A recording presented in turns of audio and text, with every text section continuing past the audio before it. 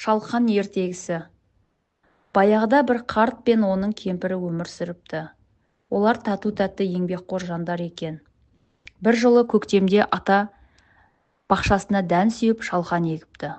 Олар шалқандарды күтіп баптап, күнде суарып, арам шөбін жұлып отыратын.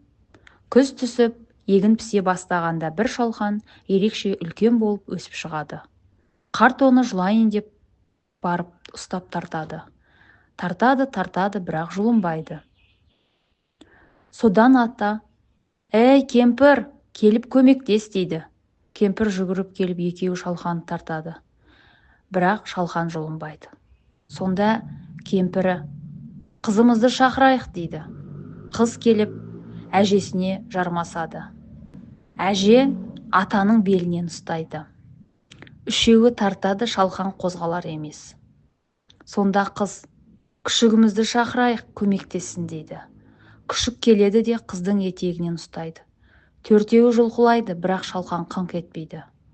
Күшік мысықты шақырайық дейді. Мысық келіп күшікке жармасады. Бесеуі шалқанды тартса да бәрібір болмады. Сонда мысық: «Үйдегі тышқанды шақырайық» дейді. Бәрі сонда шу етіп күле түседі. Сонша адам мен аң жұла алмаған шалқанды кішкентай тышқан қалай жұлып алады? Бірақ амал жоқ, тышқанды шақырады. Тышқан мысыққа жармасады. Алтауы бірдей жұлып құлатады. Сөйтсе шалқан жұлынып, бәрі шалқасынан түсіпті. Содан бәрі мәз болып, үлкен шалқанды бөліп алып, дәмді тағам әзірлеп жей бастапты.